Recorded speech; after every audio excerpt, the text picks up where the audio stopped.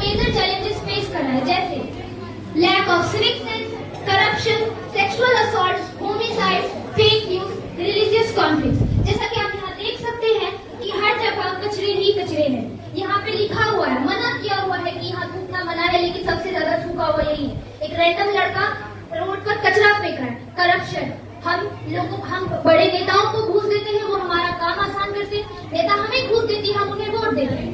Religious conflict, क्यों ये religious conflict इसलिए है क्योंकि फेक न्यूज बहुत ज्यादा ही बढ़ रही है। फेक न्यूज सोशल मीडिया और fourth pillar of democracy media के कारण बढ़ रही है। एक कम्युनिटी का लोग दूसरी कम्युनिटी के इंसान को बर्दाश्त नहीं कर सकता है। इंडिया में गरीबी बहुत ज्यादा है।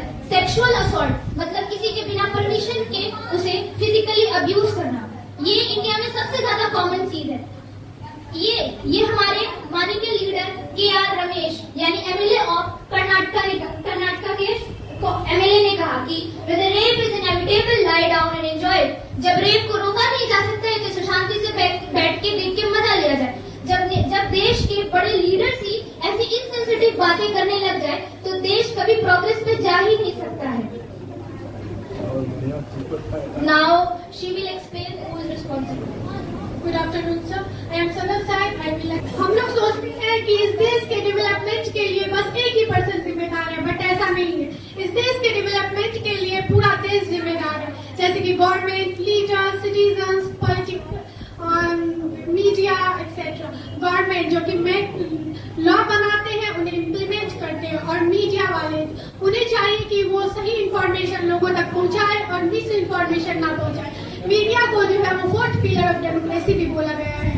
और लीडर्स वो जो है पीपल को इन्फ्लुएंस करते हैं। अगर लीडर्स अच्छे होंगे तो डेमोक्रेसी जो है वो डेवलप होगा।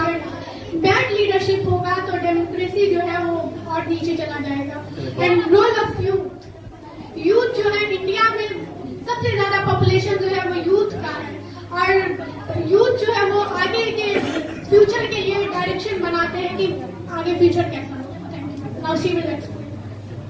Good afternoon, sir. I am Asya Basti and I will be explaining the future we are expecting of India. हम कैसा देश चाहते हैं, हम क्या सोचते हैं कि हमारा देश कैसा होना चाहिए। सबसे पहली बात, लीडरशिप। हमें एजुकेटेड और वाइज लीडर्स की जरूरत है, जो पढ़े लिखे हो और वाइज हो। और हमें ऐसे लीडर्स की जरूरत बिल्कुल भी नहीं है जो रिलीजन और कास्ट के नाम पर लोगों को बांटे और पैसे देकर उनसे वोट खरीदे। तो इसका क्या सॉल्यूशन होता है? इसका सॉल्यूशन है कि एक तो पहली बात कि कैंडिडेट्स को वैसा करना नहीं चाहिए, और दूसरी बात जो वोटर्स है वो वैसे ही लीडर्स को वोट दे जो कि एजुकेटेड हो, वाइज हो और जो करप्टेड बिल्कुल भी ना हो। दूसरी बात, यूनिटी इन डाइवर्सिटी। हमें पता है कि इंडिया में बहुत सारे अलग अलग कल्चर के लोग रहते हैं, अलग अलग रिलीजन के लोग रहते हैं, लेकिन और इसको जो है इंडिया की स्ट्रेंथ होनी चाहिए, इंडिया की ताकत होनी चाहिए। लेकिन अफसोस कि इस इंडिया की ये डिमेरिट है। यहाँ के लोग बात बात पे धर्म के नाम पर, जाति के नाम पर लड़ने लग जाते हैं। यहाँ की मीडिया भी बढ़ चुकी है, यहाँ के लीडर्स भी वैसे ही हो चुके हैं। यहाँ पे गलती सिटीजन और गवर्नमेंट और मीडिया तीनों की। तीसरी बात, वुमेन सेफ्टी। देश की 50% से ज्यादा पॉपुलेशन घर से निकलने में डरती है, उनको जॉब इनसिक्योरिटी होती है। तो इसका क्या सॉल्यूशन होता है? सबसे पहली बात कि गवर्नमेंट को स्ट्रिक्ट लॉज बनाने चाहिए और उनका इम्प्लीमेंट करना चाहिए। और दूसरी बात कि हमें अपने घरों से अपने छोटे बच्चों को बहुत ही ज्यादा शुरुआत से ही जेंडर इक्वालिटी के बारे में एजुकेट करना चाहिए, उनको अवेयर करना चाहिए, ताकि वो डिस्क्रिमिनेट ना करें, एक दूसरे की रिस्पेक्ट करें। हम स्टूडेंट्स हैं, हम स्कूल आ रहे हैं, हम पढ़ रहे हैं, लेकिन जब हम लोग बाहर जाते हैं, मतलब अररिया में किसी नदी के किनारे जाते हैं, तो वहाँ पे 60% बच्चे हमारे एज के अनएजुकेटेड क्यों हैं? जब गवर्नमेंट स्कीम्स और फंड्स प्रोवाइड कर रही है तो हमारे मतलब अररिया में इतनी गरीबी क्यों है? देखिए, सबसे बड़ी बात है, जिम्मेवार सिर्फ सरकार नहीं है, जिम्मेवार लोग भी हैं। बच्चों को सरकार मिड डे मील चलाए। गरीब, पहले कहता था कि गरीब का बच्चा कैसे पढ़ेगा, पेट में खाना नहीं।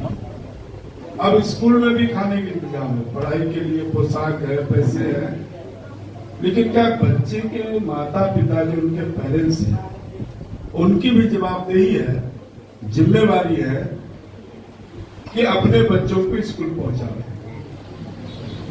ये उनकी जवाबदेही है। तो सबको करना होगा, सिर्फ एक आदमी दोषी हो ऐसा नहीं है। पहले तो बहुत स्कूल का भवन भी नहीं था, बच्चे कैसे बैठेंगे, ये टेबल कुर्सी बेंच भी नहीं था। लेकिन अब तो स्कूल का भवन मकान सब बन गया, बहुत सारा फैसिलिटी भी दिया। खुद मुख्यमंत्री जब नीतीश बाबू आए थे तो बच्चों को साइकिल दिया, बच्चे साइकिल में चल के स्कूल जाने लगे। तो लोगों में अवेयरनेस आया है, लेकिन यह अभी भी ऐसे ऐसे गांव है, ऐसे ऐसे समाज है, और समाज में ही हमारे ऐसे ऐसे लोग हैं जो शिक्षा के प्रति जागरूक नहीं है।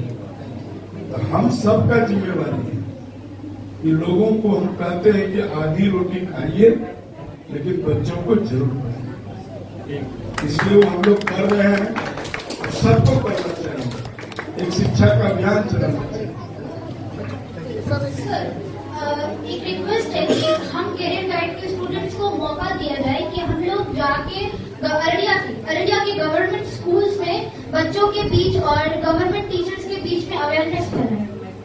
बिल्कुल सर अगर ये जवाब देंगे तो मैं जरूर आप लोगों को, ठीक है।